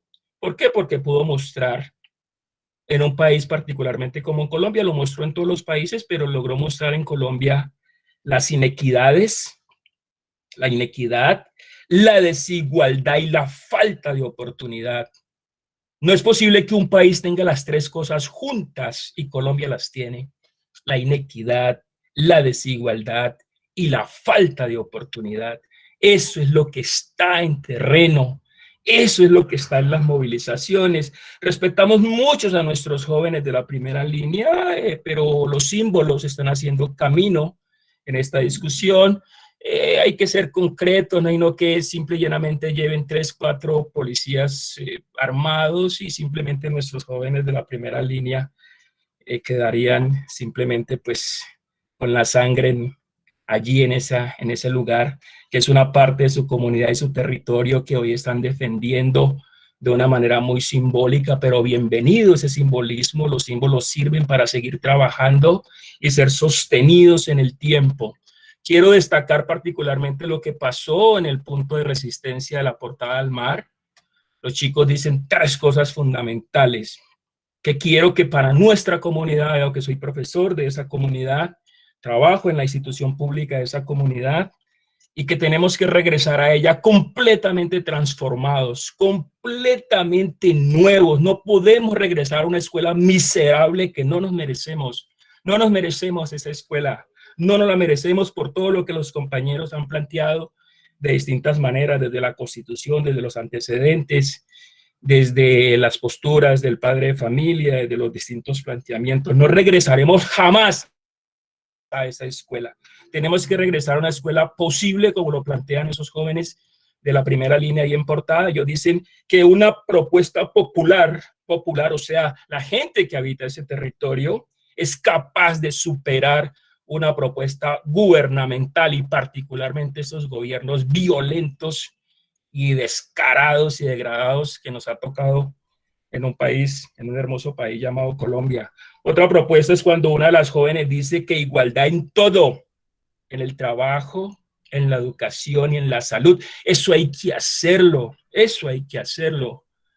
Otra cosa que dicen es que allí en el Ancla se han organizado como comunidad para hacer las labores culturales, para hacer esa olla comunitaria que no debemos dejar nunca de hacer las ollas comunitarias. Hay que hacerlas, porque muchos de nuestros jóvenes que no están en nuestras escuelas encontraron el lugar para tener las 3 comidas al día. Y esa mamá que se siente orgullosa y los representa y dice que le fascina ver la manera como proponen esta discusión, eso es lo que hay que hacer, y hacer las asambleas. Y nos corresponde en cada lugar. Nos corresponde en cada lugar. Terrón Colorado en particular, que es nuestra comunidad en la que yo trabajo, donde está la escuela, le corresponde a ella mirar sus ventajas comparativas que tiene. Las ventajas comparativas son todos aquellos elementos que hacen de esa comunidad su acierto. La villa al mar, los parques naturales, estar en una cordillera, tener todavía esas pequeñas franjas de río que todavía se conservan. Es todo eso lo que hay que hacer, todo eso es lo que hay que proponer. Y no, sí, habrá muchas cosas, pero es indudable que la Comuna 1 tiene las problemáticas que le corresponden a ella, porque la Comuna 8 tendrá las problemáticas que le corresponden a ella. La parte oriente de Cali tendrá las problemáticas que le corresponden. Y en la medida que cada uno de esos lugares empiecen a realizar esas asambleas, empiecen a llevarle a esa clase nueva, tiene que ser una clase nueva que lleve verdaderamente las propuestas de cada uno de esos lugares a donde se conviertan en ley. Y yo siento, porque a mi casa me llega el cupo universitario, me llega directo a mi casa y con nombre propio. Es de la única manera que yo siento que soy representado. De resto, no. Si tengo que ir a hacer una cola, no. Entonces, no estoy siendo representado si tengo que ir a hacer una cola. Por ejemplo, les voy a dar un ejemplo. De Venezuela se habla muy mal, claro, los medios que no corresponden a intentar definir qué es lo que sucede en ese país hermano. Y hacían una cosa que a mi manera de ver tenemos que hacer nosotros. Hablaban de que se abrieron 361,000 cupos en las universidades venezolanas para 361,000 egresados de los colegios de bachillerato. Es así con cada una de las personas que están en necesidad de hacer eso. Es así. La universidad tiene que abrirse para cada uno de nuestros estudiantes. ¿Por qué? Porque él no está pidiendo trabajo, él está pidiendo es continuar con su formación académica, tal vez personal. Y eso no lo van a dar. Eso se tiene que lograr. Eso se tiene que pelear. Y pelea significa que alguien quedará en el camino. Y sí, bueno, ya lo estamos viendo. En casi menos de un mes, cada día en los lugares hay 2 personas muertas y 3. Cada día, ayer fueron en Buenaventura, el domingo fue en Jumbo, nomás en Calizo también apareció otro, además de los de Siloé. Hay una característica, dicen que en Portada no se han presentado todavía muertos, porque los jóvenes de Portada están proponiendo una serie de cosas como las asambleas. ¿Qué es la asamblea? La asamblea no la podemos perder, es el lugar donde la comunidad se reúne, en la casa, en la esquina, en la tienda. Y por favor, lo que surja de esa discusión informal, de esa reflexión, de esa participación, hacerla documento y llevarla a los espacios donde esos documentos puedan ser reflexionados, puedan ser recibidos. Puede ser que se pierda entre la multiplicidad de documentos, pero lo más seguro es que muchas de las problemáticas puedan ser comunes, solo que cambian de lugar e idiosincrasia, porque cada característica es propia. Lo mismo pasa con las minorías negras e indígenas, que definitivamente dan muestra de lo que es una lucha y que hoy estamos en eso. Entonces quería particularmente estar muy atentos, continuar independiente de los resultados. Esto no termina, esto acaba de empezar. Quizá no lo vea yo en cuanto a resultados efectivos y tangibles, pero en esa medida podemos ir dejando tareas lo suficientemente amplias para nuestros jóvenes en nuestras escuelas, que necesitamos modificar definitivamente lo que pasa en nuestra escuela. Ya se ha tocado la escuela que teníamos hasta el sal del COVID, a pesar de ser una escuela luchadora, igual se derrumbó. No hay rastros de esa escuela, solo quedaron las comunidades, o sea, los territorios, los jóvenes, los profesores y los padres de familia de esas comunidades. Ya no es necesario que sean 4 paredes de un salón de clase, no, puede ser el parque, puede ser el ancla, un verdadero salón ahora puede ser el ancla, esa portada al mar, ese monumento allí a María Mulata, esa ave que está representada allí. Entonces, en este escenario en el que tenemos que trabajar y informarles a las comunidades cómo va esto, pues es muy importante que cada uno tenga esa tarea de reflexionar muy sesudamente cuál es su postura, porque es muy difícil que el profesor Jorge vaya a comprometer posturas que tal vez esa persona no tenga y que yo pretenda que él la tome o que ella la tome. No, es importante que cada uno haga sus reflexiones. Y si considera que esa clase política lo beneficia, pues respáldela. Y si hay que construir otra clase política, pues construyámosla. Es indudablemente que hay que construirla. Y eso cuesta, toda construcción cuesta. Y definitivamente este momento de quiebre, este es un momento de la historia de Colombia que se escribe nuevamente y demuestra la valentía, la gallardía de este pueblo. Es un pueblo valiente. Los maestros en Colombia son unos valientes, son unos poquiticos. Y por allí, para parafrasear, a veces no se sabe por qué tan pocos hacen tanto para muchos. Somos menos de 300,000 maestros para casi 50 millones de personas. Yo me considero una persona más. De pronto estoy formado en aspectos educativos, me interesa la educación, pero no me considero un maestro. Y me faltaba. Maestros otros, y que los conocemos muchos. Entonces, quería participar con esto como un ciudadano más. Decirles, por favor, que esas asambleas, y eso quiero que por favor difundamos muy bien ese video. Lo hizo France 24, no lo hizo Caracol RCN ni nada parecido, sino France 24, unos periodistas franceses, y que hacen esa reflexión con esos jóvenes, particularmente el lugar donde yo laboro y trato de hacer una formación para mis estudiantes y obviamente dialogar de la mejor manera con sus padres. Entonces tenemos muchas cosas por hacer, pero particularmente yo creería que esos 4 puntos que están allí serían fundamentales. Habrán otras cosas por hacer que van surgiendo en el camino, pero entonces la invitación es esa: no desmayemos. Vamos, y van a ver, no van a soltar esa, discúlpenme la palabra, no van a soltar esa teta durante más de 200 años como república, que han, mejor dicho, han hecho con ella lo que han querido. No hay ninguno en este momento. Una cosa es la discusión social que tiene este país en este momento, es una gran reflexión social, y otra cosa son los aspectos políticos. Hagamos una cosa importante, que esta lucha social revierta escenarios políticos. No será de otra manera. Jamás harán reformas políticas en este país. Nunca, por lo menos ellos no.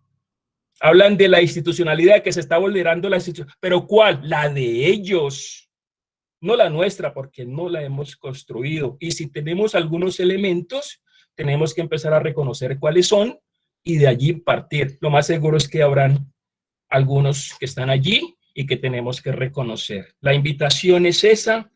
Por favor, no desmayemos. Ni los niños. Yo he visto ancianos los he visto en esta pelea, porque tienen algo que aportar. Todavía dentro de su vida tienen algo que aportar. Y esos niños que sacaron sus... Yo vi un niño en unas movilizaciones que yo no sé, nos vio ese montón de gente, salió a correr de un segundo piso y volvió a salir con una cacerola y empezó a tocar allí. ¿Cuántos años tenía? No le doy más de 2 años. Yo creo que por allí podríamos hacer un gran esfuerzo para que eso que nosotros no veremos, creo que no lo veremos, y lo digo con respeto, puede dejársele a ese niño. Entonces habrá muchas cosas por hacer.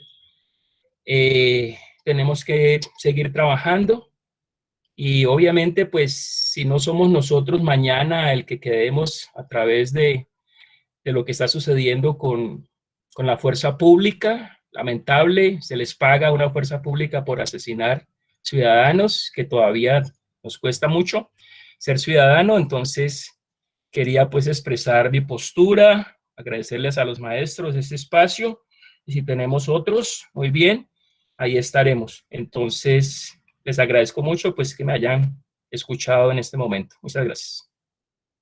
Listo. Ve, como para darle un poquito de respuesta a lo del voto en blanco, pues el voto en blanco es una herramienta muy, muy importante en una democracia, supremamente importante, el voto en blanco, dado que este voto en blanco, cuando hay, digamos, 2 votaciones, una votación, el voto en blanco es un voto de protesta, ¿cierto? En donde la gente expresa un desacuerdo con los candidatos o las propuestas que ya han puesto a votar y expresa su desacuerdo, que no le gusta a ninguno de los 2 candidatos o los candidatos que se lanzaron o las propuestas, y se hace el voto en blanco, ¿sí?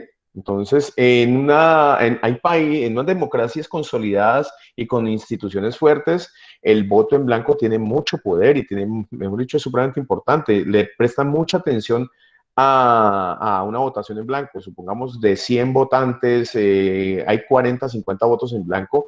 Se declara incluso que las elecciones tienen que volverse a repetir y presentarse otros candidatos. En este país, que institucionalmente es muy débil, las instituciones aquí, las contralorías, procuradurías, el Congreso, están muy permeadas por la corrupción y tienen muy baja capacidad de acción y de legitimidad. Y las instituciones democráticas son muy frágiles, entonces el voto en blanco no tiene como el impacto democrático que se busca, ¿no? Entonces, en este contexto, nosotros, en este momento, el voto en blanco tiene, pues desafortunadamente, siendo una de las más importantes herramientas democráticas, tiene muy bajo impacto en el voto en blanco. Incluso veo a veces posturas de personas que lo desprecian, y no debe ser así, porque es como el voto de protesta, el voto de que ninguna de las posiciones que hay me gustan. Entonces, en una democracia seria hay que volver a hacer otras elecciones con otros candidatos y otras propuestas, ¿sí? Entonces, tiene un impacto. Y lo que habla el señor ahorita, el primer señor, es muy probable que este proceso de paro, si se alarga y si hay mayor presión por parte de la gente que está en el paro, los diferentes colectivos y grupos jóvenes, los de primera línea, los sindicatos, es muy probable que se llame una nueva constitución. Se llama una nueva constitución, porque es una salida, pero ojo que puede ser una salida que hay que pensarla mucho y hay que reflexionarla mucho, porque ¿quiénes van a estar y quiénes van a redactar esa nueva constitución? Entonces es problemático y es difícil. Como decía la profe ahorita, es mejor conozcamos la Constitución del 91, que la verdad es bastante buena y es muy acorde con nuestra realidad y con nuestros derechos, y nos proyecta como sociedad y país muy moderno. Incluso yo creo que la Constitución a nosotros nos lleva, digamos, aproximadamente unos 100 años en desarrollo. Pero sí nos pueden llamar, en caso tal de que haya una salida del gobierno, una salida desesperada a constituyente, ¿cierto? Puede ser una de las dos salidas, o llamar a constituyente, o lo peor, no sé cuál de las dos es peor, o llamar a una nueva constituyente, una nueva constitución, la redacción de una constitución, o establecer lo que la profe diría ahorita de estado de sitio, que en Colombia se llama estado de conmoción interior. Ya más o menos brevemente explicaría eso. Entonces, si nos, caso tal, no es lo deseado, la verdad, desde mi punto de vista. Plebiscito, nos llamarían a una nueva constituyente y la herramienta las dos herramientas más importantes son, en estos casos, es el plebiscito, que es una herramienta utilizada por el presidente de la República, en este caso Duque, para, digamos, refrendar una posición, una opinión del pueblo. El presidente anuncia un plebiscito y hay una decisión en cuestión si hacemos o no hacemos constitución, por ejemplo, y el pueblo vota sí o no, ¿cierto? Como el plebiscito por la paz de hace unos años. El referendo es otra herramienta también muy democrática con, digamos, menor impacto, ¿cierto? En el cual se establece no algo tan importante como una constitución o constituyente, sino una norma o un proyecto o una norma o jurídica vigente que se quiera tumbar o se quiera proponer. Entonces se le pregunta a la ciudadanía de la Presidencia de la República si tal proyecto, tal norma, tal ley va o no va, sí o no. ¿Sí? Y el plebiscito si ya es algo más abarcador en el sentido que son ya transformaciones más profundas donde le pregunta pues desde la Presidencia de la República, del Ejecutivo, se le pregunta apoyar una transformación o la generación o la creación de una constituyente o no. Eso de pronto es muy importante. O se puede zanjar con algo más sencillo que es la consulta popular, en donde se le consulta al pueblo, ¿cierto? Si se hace constituir la consulta popular, bien, se puede, a través de la consulta popular, una etapa posterior de convocar a una asamblea nacional constituyente, si se convoca, si sí o si no. Hay diferentes, entonces está plebiscito con un gran alto poder para decidir en caso de instancias, ¿cierto? Una pregunta, ¿hacemos o no hacemos constituyente, ¿cierto? Que es muy parecida a la consulta popular. La consulta popular es donde le consulta usted, la creamos, la generamos, llamamos a votaciones, ¿bien? Y el referendo, que es un referendo que es más puntual sobre normas o sobre leyes. Eso en caso tal de que nos llamen a constituyente. El gran temor que nosotros tenemos,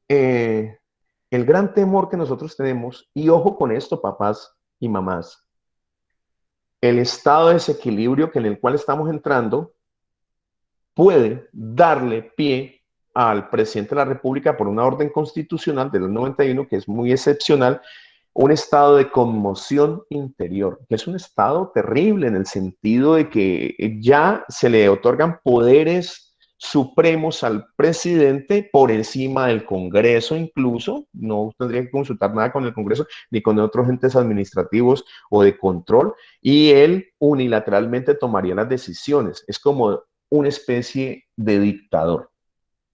Y en un país que desafortunadamente con un gobierno que ha probado que es un gobierno difícil para el diálogo, difícil porque ni siquiera la Comisión de Derechos Humanos le ha permitido entrar, no la Comisión Interamericana de Derechos Humanos, ahorita como hablaba la profe Yuset, no le ha abierto las puertas para que ellos vengan a ver qué es lo que está pasando aquí en Colombia, para que informen a la Organización de las Naciones Unidas y a la Organización de la OEA, y ni los ha dejado entrar porque ellos saben que aquí hay en este momento más de 10.000 casos de violaciones de los derechos humanos y hay más de 200 desaparecidos que nadie sabe en dónde están y ya más de 50 muertos en estos paros. Los casos de violaciones de derechos humanos son impresionantes y este gobierno no los ha dejado entrar. Es por algo. Entonces ya vimos el talante de este gobierno. El gobierno es un gobierno guerrerista, es un gobierno agresivo, es un gobierno muy agresivo, no del diálogo, no de consensuar, ¿cierto? Entonces, si se le da la gabela, por decirlo así, permítame la palabra, de que puede establecerse la conmoción interior o el estado de sitio o estado de excepción en otros países, donde se le otorgan todos los poderes al presidente casi como un dictador, donde se abolen muchas de nuestros derechos de libertad de expresión, libertad de movilidad, ¿cierto? Libertad de participación, se eliminan las votaciones. Puede decir, está de conmoción interior. Y no, en el 2022 no hay elecciones, seguimos hasta cuando se tranquiliza el país, diría ese gobierno de estado de conmoción interior, ¿cierto? Porque dice, estoy amparados a la Constitución y hay un grave problema de desorden público, de orden público en el país, podemos establecer la Convención Interior. Eso es establecer el dictador. Y su poder está basado en esa ley constitucional y en la fuerza pública, el ejército y la policía. Y estamos en las manos del ejército y la policía, y con todos nuestros derechos civiles e individuales reprimidos y restringidos. Entonces, esas dos salidas son muy peligrosas. Por un lado, convocar a una nueva constituyente porque, pues, la verdad, ¿qué constitución sería? ¿Qué constituyente sería? ¿Quiénes entrarían ahí? Y habría un proceso de votación, se llamaría un plebiscito o una consulta popular, ¿cierto? Preguntar, ¿vamos a una nueva constitución? ¿Sí o no? ¿Bien? Porque puede llamarse constituyente. De aquí a 2 o 3 meses el problema sigue y Duque dice, o Uribe le dice a Duque, pues más bien, llame a nueva constituyente. Entonces, nueva constitución, entonces hace la asamblea, la consulta popular o el plebiscito, por lo general es consulta popular, sí, entonces todo el mundo vota, sí, en nueva constitución. ¿Quiénes van a entrar en esa nueva constitución? De pronto volvemos y elegimos a los que estaban en el Congreso, que ya estamos aburridos de ellos, y muchos de esos con vicios políticos corruptos van a redactar nuestra nueva constitución para los siguientes 20, 30 años. Entonces es peligrosísimo. Entonces la constitución que tenemos es muy buena y hay que hacerla respetar y hay que hacerla valer. En caso de que se dé una asamblea, opinión de Mauricio Ortiz, una consulta popular, yo votaría no. Con la constitución que tenemos hay que hacerla respetar. ¿Sí? Y el otro peor es que es de pronto este estado de paro y de desorden público, de problema de orden público tan tenaz que tenemos en este momento, le dé la papaya, por decirlo así, disculpen la expresión, para que se llame a una conmoción interior, que eso es una dictadura como en los años 70 en Argentina. En Venezuela también hubo dictaduras allá en los años 50, 60, son los chicos y la gente que es de Venezuela también, ellos tienen, bueno, son todos muy jóvenes, pero han tenido esas experiencias en el Perú, en Colombia, en todas partes de estas dictaduras militares son terribles, además porque se violan los derechos humanos, además porque se le dan todos los poderes dictatoriales a un presidente y su poder se basa en la fuerza pública, tanto ejército como policía, y nuestros derechos civiles fundamentales como libertad de expresión, libertad de tránsito, libertad de pensamiento, todas esas cosas, hasta incluso la libertad de cátedra para nosotros los profesores va a ser intervenida y nos van a decir qué es lo que tenemos que enseñar y se nos puede meter a la vida privada y no hay, van a entrarle a su casa y no tienen permiso, nada, ellos entran a su casa, no tienen que tener permiso de ningún juzgado, ninguna fiscalía, entran a su casa, se violarían muchos derechos de nosotros, entonces en lo posible tratar de no caer en ninguna de esas dos figuras, es como el temor que uno tiene, ¿no? Una constituyente o estado de conmoción interior. Entonces, muy pendientes papás y mamás de todo el proceso y yo diría, esto se zanja el 22, la primera elección el 22 de marzo, cuando tengamos que elegir el nuevo Congreso. Consultar, leer mucho, consultar bien sobre la vida de estos políticos, porque no, esa cuestión del tamal o del dinero, eso ya no entrar más en ese clientelismo, que eso es terrible, porque eso es lo que nos ha hecho daño, bien, y entender bien el proceso que vamos a hacer. Sabemos que el problema es muy complejo, como nos habló la profe Yus ahorita, nos mostró este panorama complejísimo de 40.000 problemas de tipo social, económico, político, cultural y de todo tipo, hasta ambiental también hay. Y sabemos que lo inició este señor por el derroche de este señor Duque y por esa primera reforma que hizo, él activó los problemas, ya estaban ahí, pero él los activó. La primera reforma del 2019, donde le hizo exenciones tributarias de impuestos a las grandes corporaciones y a los grandes grupos económicos, y a nosotros nos clavó tan de malas nosotros. Llegó la pandemia, se redujo la capacidad de recoger impuestos y hay un déficit de 32 billones de pesos y ahorita el tipo quiso cuadrar caja con nosotros con una reforma tributaria encima de eso y con esa reforma a la salud. Se le tumbaron pues en el proceso de paro, pero estamos en un momento muy peligroso, demasiado peligroso, porque para una nueva constituyente, que es terrible, ojo, hay que respetar y hacer valer nuestra constitución, que es muy buena, la del 91, hay que leerla, como dijo la profe, hay que consultarla, o lo peor de lo peor, una dictadura con que el presidente Duque diga estado de conmoción interior. Entonces, como ir muy pendientes de todo, y tratando pues de organizarnos. Dale, gracias, muy amables. Creo que ya llevamos pues 1 hora y media y entonces no sé si vamos concluyendo. O hablar los padres, que hablen los papás, porque... Sí, Yo algún padre quisiera que como una pequeña idea, cerrar con esto. Yo le digo a los padres y a los estudiantes que hay que ir más allá del pedacito en el que estamos, ¿sí? Por ahí había una reclamación de que si esta era una reunión para darle las notas. Es difícil pensar ahora en notas cuando estamos en esta crisis tan tenaz que tiene que ver con todos, como decía la madre, pero hay algo que ver más allá de incluso de la crisis misma. Y es que en Latinoamérica se han querido ir insertando poco a poco los modelos neoliberales y hay que tener mucho cuidado con esta palabra. Se dice mucho, pero se entiende poco. Los gobiernos, los modelos neoliberales tienen unos rasgos muy particulares y hay que rechazarlos. ¿Por qué? Porque generalmente van en contra de la vida, porque el principio fundamental de un modelo neoliberal no es la vida de nadie, sino es la economía del libre mercado.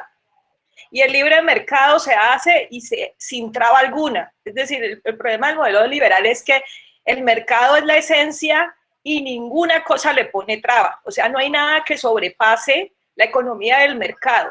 Los desarrollos geográficos, sociales, culturales y las diversas formaciones sociales le importa muy poco a este modelo.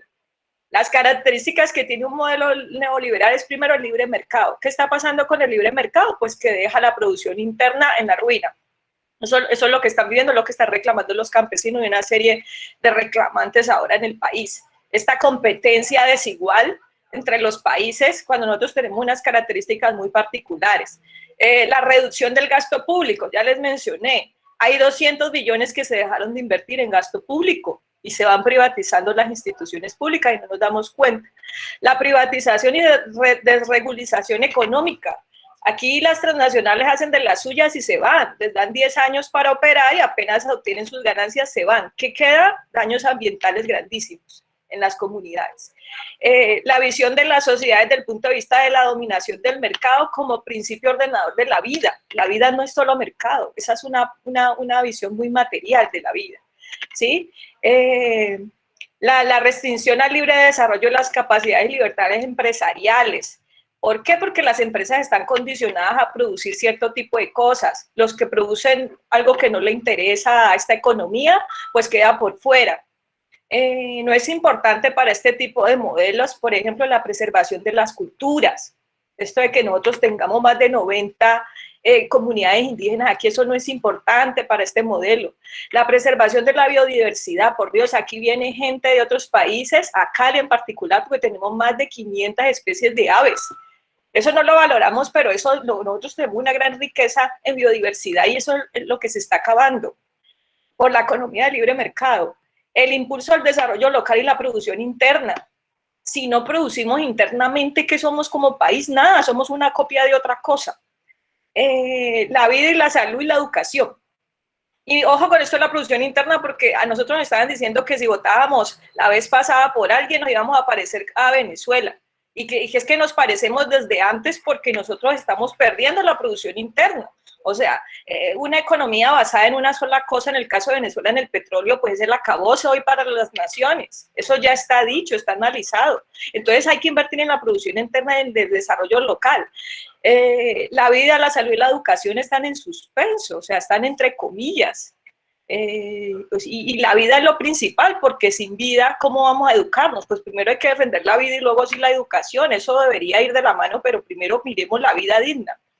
Hay sujetos que no aportan esa construcción mercantil de la vida, que es el modelo neoliberal, entre esos los artistas, yo hago parte de ese gremio, y otro tipo de sujetos que no están allí, quedan por fuera de la ecuación.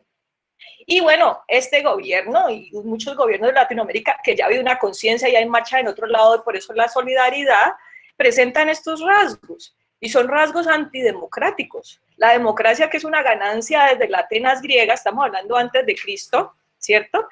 Se puede perder, entonces por eso hay que defenderla todos los días. Ahí tenemos una carta constitucional bellísima, pero hay que tenerle miedo a las reformas que le han hecho y a lo que han querido hacer con ella. Entonces, esto no se trata de partidos, ¿sí? Sino de una ética, una nueva ética, una conciencia distinta en cómo es que nosotros queremos vivir, porque es que nos tienen que venir a imponer modelos de cómo vivir. Es que nosotros somos un territorio particular, biodiverso. y diverso culturalmente. Aquí tenemos muchas regiones y cada región tiene unas características particulares, tienen intereses en ese sentido también particulares. Y aquí también tenemos que tener la conciencia de que estamos en un lugar del mundo muy privilegiado, porque tenemos cantidad de recursos. Hay, digamos, como una, ¿cómo decirlo? Una proporción, o no sé cómo decirlo ahora, entre los países que tienen muchos recursos y la pobreza. Ustedes van a países del África y otros países que tienen muchos recursos minerales, mucha biodiversidad, toda esa riqueza las traen, pero son solo unos grupos los que se benefician y los daños ambientales son enormes. Pero hay una proporción igual a la pobreza. Y uno dice, pero si es un país tan rico en recursos, ¿por qué hay tanta pobreza? Esos son los análisis que hay que hacer. Y bueno, este tipo de gobierno generalmente tiene unos medios de alienación ideológica y mucha gente se come el cuento, se lo come, y se lo come con palabras como progreso. Cuando hablan de progreso aquí hay que cogerse la cabeza, decía un teatrero. O cuando hablan de seguridad democrática, ¿sí? O cuando hablan de reforma tributaria, o sea, ahí hay que cogerse la cabeza porque con esas palabras han hecho cantidad de cosas nefastas para nosotros. Quería cerrar con eso porque esto de pensarse el modelo neoliberal es muy importante para comprender un marco más grande de lo que está pasando y no quedarse solo en el pedacito de la coyuntura. Bueno, gracias, profes. Pues yo creo que les estamos dando espacio también a los padres, un espacio de pronto no tan grande, pero es importante.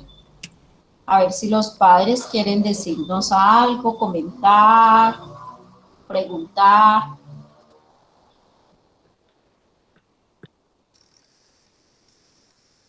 O si no, entonces le damos la palabra a la profe Carmen Elisa. Vale, listo. Gracias, Yolanda. Compañeros, yo les agradezco muchísimo. Para mí ha sido una escuela, ojalá que las tertulias que nosotros planteamos desde el proyecto de pensamiento crítico sean extensivas para todos y todas y todos podamos hacer no una asamblea, sino tertulias permanentes con ustedes, padres. Yo sé que el tiempo es corto, que ustedes tienen mucho que hacer, pero para mí esto ha sido un campanazo y ha sido un llamado para que nosotros nos involucremos más en nosotros mismos y en nuestro país, en nuestra patria. Yo estoy muy de acuerdo con lo que decía la señora Jenny Silva. Nosotros tenemos que dejar de ser patria boba, porque quien hace la patria boba somos nosotros mismos, por no andar informados y por la pereza a la lectura. Vamos a tener que cambiar esa prioridad porque leía en un documento reciente de que las artes y las humanidades son los que le dan el crecimiento económico a un país. Qué cosa tan contradictoria. Y es lo que nos acaba de explicar la profe Yuset, que menos se tiene en cuenta. Entonces, así de ilógicos estamos. Yo me voy a salir un poquitico del tema central porque yo creo y considero de que ya de por sí estamos en un estado de conmoción interna, con informaciones que nos avasallan, nos llegan informaciones que no sabemos si es real, si es mentira, manipulación, etcétera. Y yo creo que algunos tenemos los nervios un poco alterados. Considero yo, no quiero ni sonar de partidos, ni de religiones, quiero hacer como una reflexión en la parte espiritual.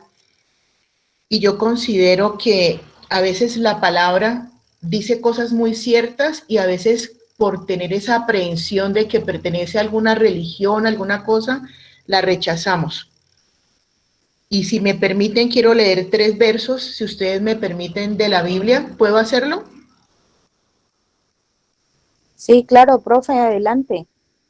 Es un capítulo de Primera de Timoteo, el capítulo 2, que dice lo siguiente: exhorto ante todo a que se hagan rogativas, oraciones, peticiones y acciones de gracias por todos los hombres, por los reyes y por todos los que están en eminencia, para que vivamos quieta y reposadamente en toda piedad y honestidad, porque esto es bueno y agradable delante de Dios nuestro Salvador. ¿Por qué lo hago? Porque a veces nos quedamos en el señalamiento, en el juzgar, en el criticar, en el mirar en el otro lo que me molesta, pero no hacemos una petición sincera y honesta desde el fondo de nosotros mismos a ese ser superior, llámese como lo llamen ustedes,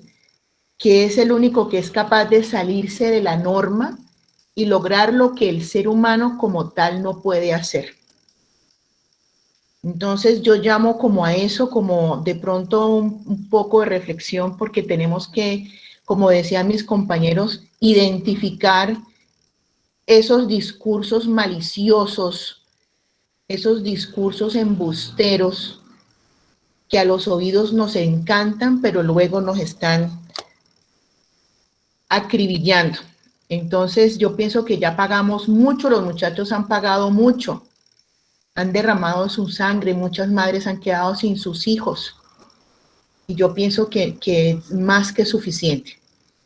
Entonces hagamos nuestra tarea, que es informarnos, es educarnos y sobre todo pues dedicarle también a nuestro espíritu lo que se merece para poder tener un equilibrio total.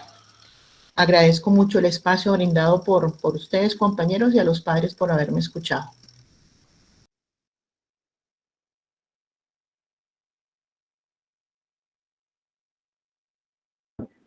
Gracias a ustedes. Bueno, gracias, profe. Gracias. Yo creo que entonces ya vamos terminando, concluyendo. Para los padres que están preocupados por lo que va a pasar después del paro, pues todavía no podemos informar nada sobre esa parte. Yo pensaría que tomemos un poquito con tranquilidad la parte académica y sigamos alimentándonos pues en información relacionada con lo que es nuestro país, nuestra constitución, el significado del plebiscito, etcétera, de todos estos términos que rondan en medio de toda esta situación que estamos viviendo. Y les agradecemos entonces a todos. La videoconferencia, el profe Oliverio nos la va a hacer en un enlace de YouTube para mandarla a los diferentes grupos. Sí, a partir de mañana ya estará disponible para que la gente pueda ver todo lo que se habló en esta reunión.